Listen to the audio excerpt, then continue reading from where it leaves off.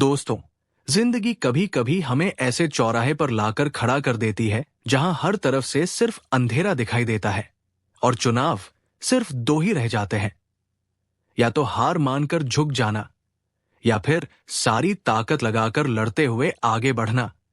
लेकिन जब चारों ओर से तानेमजाक, बुरी नजरें और गलत इरादे आपको घेर लें, तब खुद को बचाए रखना भी एक बड़ी जंग बन जाता है। और यही जंग लड़ रही थी हमारी कहानी की नायिका, जिसका नाम था रानी। वो लखनऊ जिले के एक छोटे से गांव में रहती थी, जहां लोग एक दूसरे को तो जानते थे, लेकिन मुसीबत के वक्त अपना असली रंग दिखाने में जरा भी देर नहीं लगाते। रानी जितनी खूबसूरत थी, उतनी ही जवान और समझदार भी।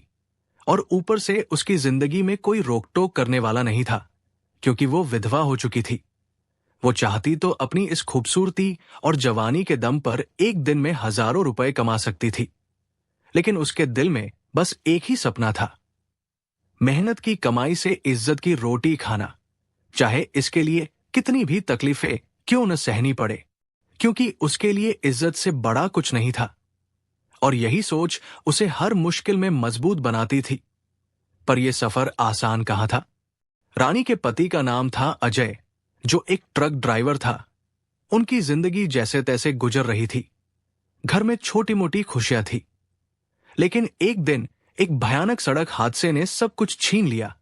अजय की मौत ने रानी को अकेला और बेसहारा कर दिया। वो सदमे में डूबी हुई अपने मायके चली गई।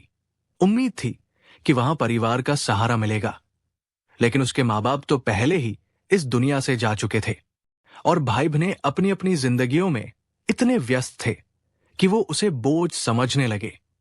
वहां उसे वो प्यार और सम्मान नहीं मिला जो एक बेटी को मिलना चाहिए था। कुछ दिनों बाद वो अपनी बड़ी बहन के घर गई, लेकिन वहां तो हालात और भी बदतर हो गए। बहनोई की नजरें बदल चुकी थी और उसकी वो छिपी हुई बुरी नीयत रानी को हर पल बेचैन कर देती थी। वो रातों को सो नहीं पाती, डरती रहती कि कहीं कुछ गलत न हो जाए। आखिरकार मजबूर होकर वो वहां से भी निकल आई और वापस अपने ससुराल लौट आई। लेकिन वहां उसके पति के 3 बड़े भाई और बूढ़े ससुर ने साफ साफ कह दिया कि अब इस घर में तुम्हारा कोई हक नहीं है, तुम्हें यहां जगह नहीं मिलेगी, जाओ जहां जाना हो। रानी के दिल में जैसे चाकू चुभ गया। वो रोती हुई सोचती कि अब कहां जाएगी। न घर है, न कमाने का कोई तरीका। लेकिन गांव के कुछ अच्छे लोग थे जिन्होंने पंचायत बुलाई और उसे ससुराल में एक छोटा सा कमरा रहने के लिए दिलवा दिया। वो कमरा तो मिल गया, लेकिन पेट भरने का सवाल अभी भी था। रानी को मजदूरी का कोई अनुभव नहीं था। वो कभी बाहर काम करने नहीं गई थी, लेकिन भूख इंसान से क्या क्या नहीं करवाती, वो उसे मजबूत बनाती है। और एक दिन रानी को अपने पति अजय की पुरानी बात याद आई। अजय कहता था कि एक दिन हम अपना ढाबा खोलेंगे। ट्रक ड्राइवरी से थक गया हूं, वो सपना अजय तो देख न सका, लेकिन रानी ने ठान लिया कि अब वो खुद इसे पूरा करेगी। उसने घर में बचा हुआ थोड़ा सा आटा, कुछ सब्जियां और पुराने बर्तन लिए, घर में पूरी और सब्जी बनाई, एक चटाई बिछाई, 2-3 प्लेटें लेकर गांव के बाहर हाईवे पर जा बैठी, जहां से रोजाना ट्रक और गाड़ियां गुजरती थी। लेकिन वहां बैठकर भी उसका दिल इतनी जोर से धड़क रहा था कि लगता था बाहर निकल आएगा। कैसे किसी को रोकूं, कैसे कहूं कि खाना बेच रही हूं। काफी हिम्मत जुटाकर उसने एक ट्रक वाले को हाथ दिखाया। ट्रक रुका, ड्राइवर नीचे उतरा और मुस्कुराते हुए बोला, क्या बात है मैडम, क्या चाहिए? रानी ने डरते डरते कहा, नाश्ता करोगे? लेकिन वो ड्राइवर हंसते हुए बोला, नाश्ता क्या, पूरा खाना खाऊंगा। आओ गाड़ी में बैठो, कितना लोगी? रानी के हाथ से थाली गिरते गिरते बची। उसकी आंखों में आंसू आ गए, गला सूख गया। वो बोली, मैं पूरी सब्जी बेच रही हूं, 20 रुपए की थाली है। लेकिन वो ड्राइवर गंदी अश्लील बातें करता हुआ गाड़ी भगा ले गया। रानी के हाथ कांप रहे थे। वो थाली एक तरफ रखकर पेड़ के नीचे बैठ गई और फूट फूट कर रोने लगी। क्या यही है ये दुनिया, जहां इज्जत से कमाने वाली औरत को भी ऐसे देखा जाता है? क्या मेहनत करना भी यहां गुनाह है? वो सोचती रही, आंसू थम ही नहीं रहे थे। और ठीक उसी पल पीछे से एक और ट्रक की आवाज आई। वो रुका और यहीं से कहानी का असली मोड़ शुरू होता है, जो आपके दिल को छू लेगा। ट्रक से एक लंबा चौड़ा आदमी उतरा। उसके चेहरे पर थकान साफ दिख रही थी, लेकिन आंखों में एक गहरा अपनापन और सच्चाई थी, जो रानी को पहली नजर में ही भरोसे लायक लगी। उसके साथ एक युवा कंडक्टर भी था। वो आदमी धीरे से रानी के पास आया और नरमी से बोला, बहन जी, अगर बुरा न मानो तो एक बात पूछूं, आपकी आंखें इतनी लाल क्यों हैं? और ये खाना ऐसे ही क्यों पड़ा है? क्या हुआ है? रानी ने पहले तो कुछ नहीं कहा, सिर झुका लिया। लेकिन जब उसने फिर से पूछा तो उसका गला भर आया और वो सब कुछ बता दिया। कैसे वो विधवा है, कैसे परिवार ने ठुकराया, कैसे पहला ग्राहक गंदी बातें करके चला गया। वो आदमी चुपचाप सुनता रहा। उसके चेहरे पर दुख और गुस्सा दोनों थे। उसका नाम था राकेश, पेशे से ट्रक ड्राइवर, लेकिन दिल से वो उन पुराने जमाने के इंसानों में से था जहां इज्जत और इंसानियत अभी भी जिंदा थी। उसने बिना ज्यादा कुछ कहे बोला, कितने की थाली देती हो? रानी ने कहा, 20 रुपए की। राकेश हंसते हुए बोला, तो 2 थालियां लगा दो, मुझे और मेरे साथी को, और जो बचे वो पैक कर दो। रानी ने कांपते हाथों से खाना परोसा, लेकिन मन में डर था कि कहीं ये भी वैसा ही न निकले। लेकिन राकेश और उसका साथी चुपचाप खाते रहे। कोई गलत इशारा नहीं किया, कोई बुरी बात नहीं कही। और जाते जाते राकेश ने 100 रुपए थमा दिए। बोला, बहन जी, रख लो और कल फिर आऊंगा। उस दिन रानी को लगा जैसे किसी ने उसके टूटे हुए दिल को फिर से जोड़ दिया हो, जैसे भगवान ने खुद कोई फरिश्ता भेजा हो। वो घर लौटी तो चेहरे पर मुस्कान थी। सालों बाद ऐसा लगा कि जिंदगी में उम्मीद बाकी है। अगले दिन रानी ने फिर खाना बनाया, हाईवे पर ठेला लगाया, लेकिन आज भी किसी को रोकने की हिम्मत नहीं हो रही थी। 2 घंटे बीत गए, वो उदास हो रही थी। तभी दूर से वही ट्रक दिखाई दिया। राकेश उतरा, लेकिन इस बार अकेला नहीं। उसके साथ 4 और ड्राइवर थे, जैसे उसने अपने दोस्तों को बुला लिया हो। आते ही राकेश ने मुस्कुराते हुए पूछा, बहन जी, आपका नाम क्या है? कल पूछना भूल गया। रानी ने शर्माते हुए कहा, जी, मेरा नाम रानी है। फिर राकेश बोला, आज क्या बनाया है? रानी ने कहा, वही पूरी सब्जी। तो राकेश ने कहा, जल दी लगा दो, भूख लगी है सबको, और बाकी पैक कर दो, सड़क पर और लोग हैं, वो भी ले जाएंगे। उस दिन रानी का सारा खाना बिक गया। और जाते जाते राकेश ने कहा, कल से और चीजें बनाना, ग्राहक बढ़ेंगे। और सुनो, ठेला चाहिए क्या? मैं ले आऊं? रानी की आंखों में आंसू आ गए। वो बोली, आप मेरे लिए इतना क्यों कर रहे हैं? मैं कौन हूं आपकी? राकेश ने बस इतना कहा, बहन जी, इज्जत से जीने वालों की मदद करना कोई एहसान नहीं, ये तो इंसान का फर्ज है। दोस्तों, ये शब्द रानी के दिल में हमेशा के लिए बस गए। और इसके बाद जैसे किस्मत ने पलटी खाई, राकेश ने ठेला लाकर दिया। रानी हर दिन हाईवे पर खाना बेचने लगी। ड्राइवरों में उसकी चर्चा होने लगी कि वो है ना जो मेहनत से पेट भरती है, गलत रास्ते पर कभी नहीं जाती। सब उसे सम्मान देने लगे। लेकिन खुशियां ज्यादा दिन टिकती कहां? 4-6 महीने बाद वही लोग जो उसे घर से निकाल चुके थे, अब फिर से उसकी जिंदगी में जहर घोलने आ गए। गांव में अफवाहें फैलने लगी कि रानी हाईवे पर ढाबा लगाती है और ट्रक ड्राइवर उसके ग्राहक है, मतलब कुछ गलत कर रही है। वो लोग जो कभी मदद नहीं की, अब उसी की इज्जत पर उंगली उठाने लगे। एक शाम जब रानी खाना बेचकर लौट रही थी, तभी उसके ससुराल वाले दरवाजे पर खड़े मिले। सबसे बड़ा देवर ताना मारते हुए बोला, अरे वाह, बहू जी तो बड़ी कमाई कर रही है, वो भी ट्रक वालों के बीच में, पता नहीं क्या क्या करती होंगी।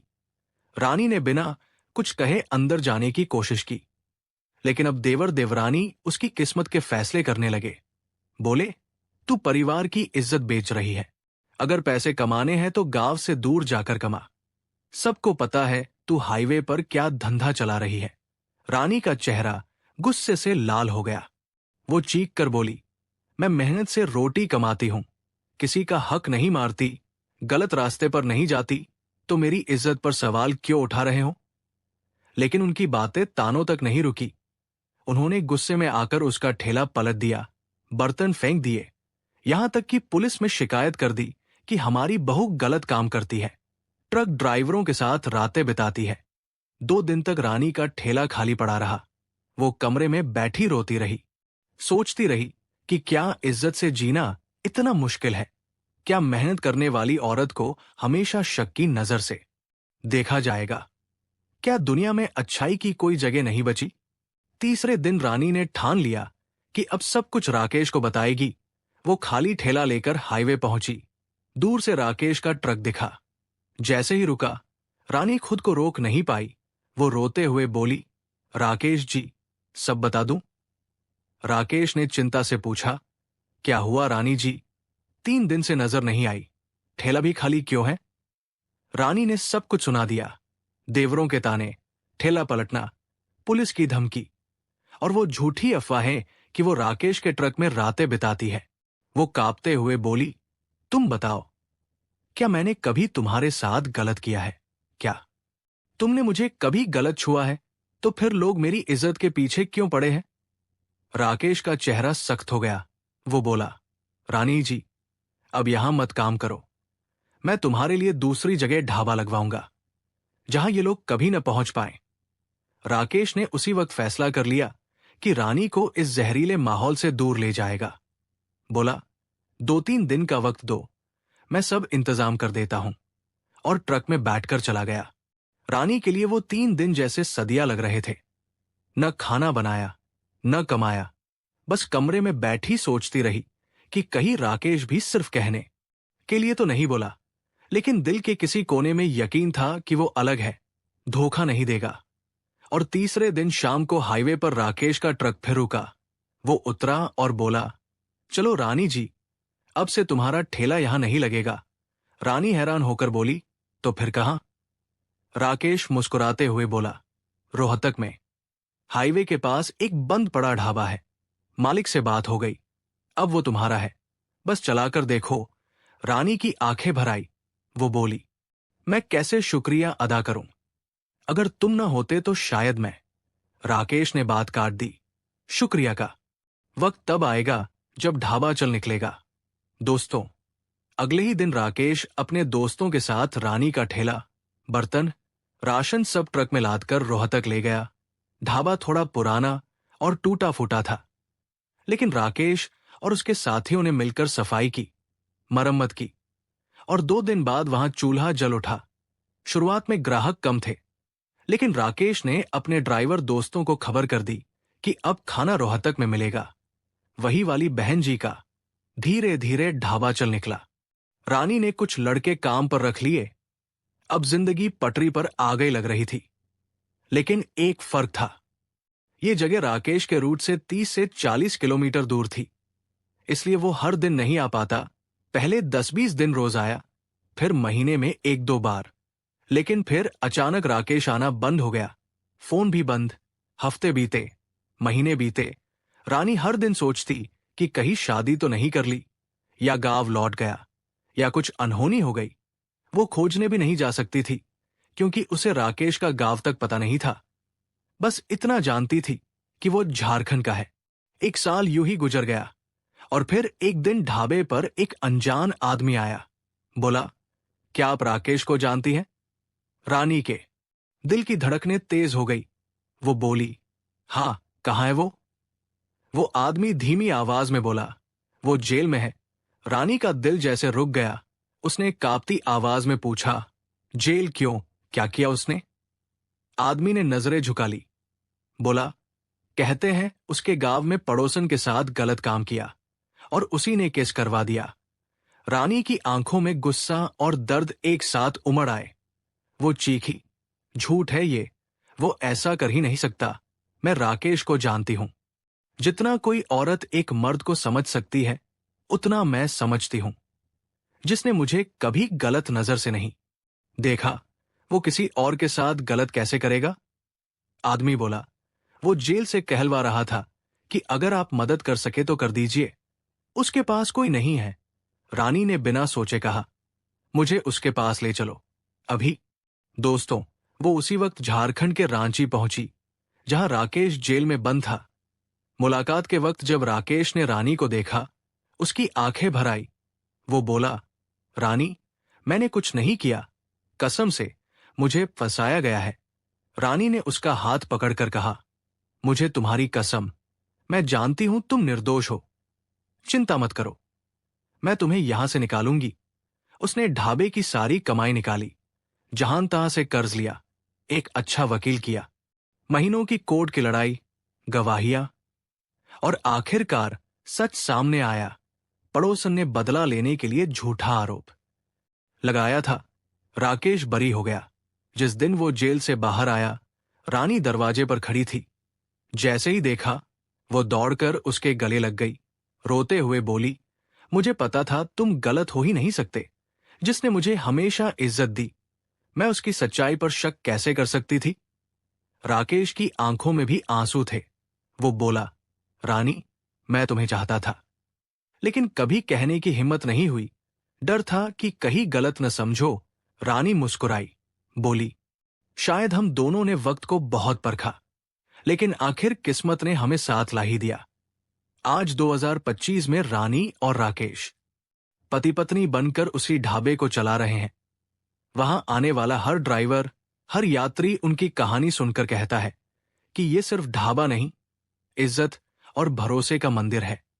दोस्तों, इस कहानी से यही सीख मिलती है कि अगर तुम्हारे इरादे सच्चे हों और नीयत साफ हो, तो चाहे पूरी दुनिया तुम्हारे खिलाफ क्यों न हो जाए, एक दिन सच जरूर जीतता है और भरोसा अपना रास्ता खुद बना लेता है। अब मैं आपसे पूछता हूं, अगर आप रानी की जगह होते और दुनिया आपके बारे में झूठी अफवाहें फैलाती, तो क्या आप हार मान लेते या रानी की तरह डटकर लड़ते और अपनी इज्जत बचाते? कमेंट में जरूर बताएं। और अगर ये कहानी आपके दिल को छू गई हो, तो वीडियो को लाइक करें। हमारे चैनल स्टोरी बाय रानी को सब्सक्राइब करना न भूलें। मिलते हैं अगली कहानी में, एक नई सोच, एक नए सबक और एक नई शुरुआत के साथ। जय हिंद, जय भारत।